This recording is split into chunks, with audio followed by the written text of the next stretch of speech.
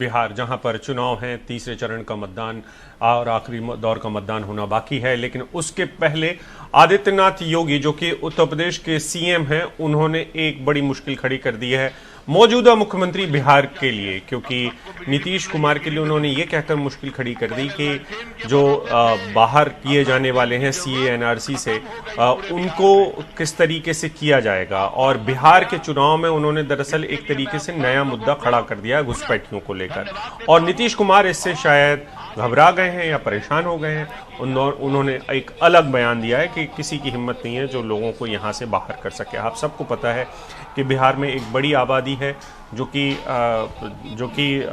अलग अलग धर्मों में बटी हुई है, और उनको ये डर पहले भी सता चुका है।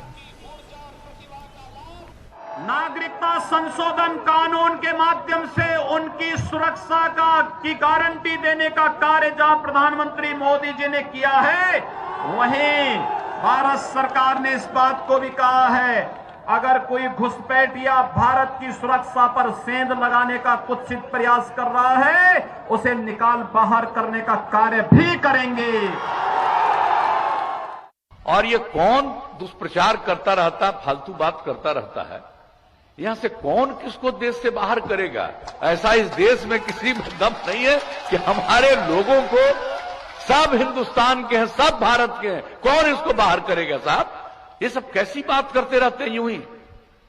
हम तो, आपने जब से मौका दिया है, आप बताइए, समाज में प्रेम का, भाईचारे का, सद्भावना का माहौल पैदा किया है, सबको एकजुट करने की हमने कोशिश की है।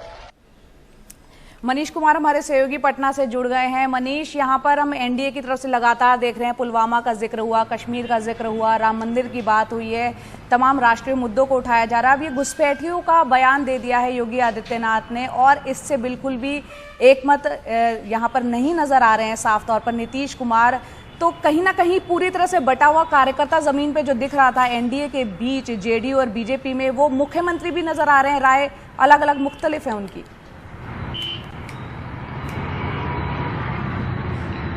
जया, देखिए, एक तो मैं आपको बता दूं कि इस बार जो आज पूरे चुनाव का आज प्रचार का आखिरी दिन है, लेकिन इस बार के प्रचार में जो एनडीए है, खासकर जनता दल यूनाइटेड ने अपनी तरीके से अपने चुनाव प्रचार को चलाया, और जो बीजेपी के नेता हैं उन्होंने अपने तरीके से, यानी कि अपने जो मुद्दे उन्हें लगा कि वोटरों को गोलबंद लामबंद करने में ज़्यादा कारगर साबित होंगे, उन मुद्दों को उठाया। उन्होंने इस बात की थोड़ी सी भी परवाह नहीं की कि नीतीश कुमार को क्या लगेगा, कैसे लगेगा, क्योंकि जो एनडीए का नेता है या कार्यकर्ता है, खासकर बीजेपी के नेता या कार्यकर्ता हैं, वो यह मानकर चल रहे हैं कि अगली बार जब एनडीए की सरकार बनेगी, उनके ये सोच का आधार यही है कि हमारा जो सामाजिक समीकरण है एनडीए में, चूंकि नीतीश और बीजेपी एक साथ हैं, तो आरजेडी के ऊपर जो के साथ जो वोटों का अंतर है वो काफ़ी ज़्यादा है। तो उन्हें ये इस बात का अंदाजा है या आभास है, और या अति आत्मविश्वास भी कहिए, कि नीतीश कुमार अगली बार मुख्यमंत्री बनेंगे तो बीजेपी के नेताओं की कृपा से। क्योंकि अगर आप देखिए तो ये शायद पहला प्रचार होगा, जया, जहां चुनाव के पहले ही बीजेपी ने ये बात कही कि अगर जेडीयू की सीटें कम भी आए तो नीतीश कुमार मुख्यमंत्री होंगे। यानी कि आपने एक तरह से मैसेज दिया कि बीजेपी को जनता दल यूनाइटेड से ज़्यादा सीटें आएंगी। जया जी, एक ऐसा ही भरोसा मनीष वैसे शिवसेना को दिया गया था, जिसकी वजह से दोनों का अलायंस टूटा था महाराष्ट्र में। मैं आपसे बस इतना समझना चाहता हूं कि तीसरे दौर के पहले क्या जो दरार है जेडीयू और बीजेपी की, वो पूरी खुलकर सामने आ चुकी है, या उसमें अब भी बहुत कुछ ऐसा है जो हम लोग बिटवीन द लाइंस पढ़ रहे हैं, या हम लोग ज्यादा पढ़ रहे हैं?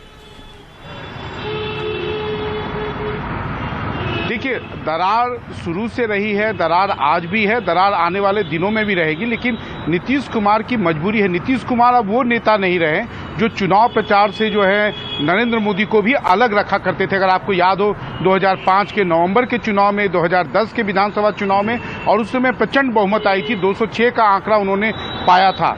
लेकिन अब के जो नीतीश कुमार हैं, वो उनको किसी भी प्रकार से मुख्यमंत्री बने रहना है, और उन्हें इस बात का कोई फर्क नहीं पड़ता कि बीजेपी का कौन नेता अपने भाषण में क्या कहता है।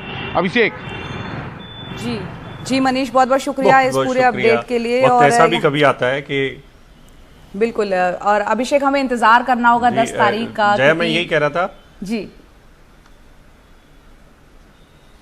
मैं यही कह रहा था कि वक्त ऐसा भी कभी आ जाता है कि जो नीतीश कुमार कभी एक वक्त में नरेंद्र मोदी को अपने प्रचार के पोस्टर में नहीं देखना चाहते थे, अब वही नीतीश कुमार का पोस्टर गायब है और सिर्फ नरेंद्र मोदी का पोस्टर लगा हुआ है।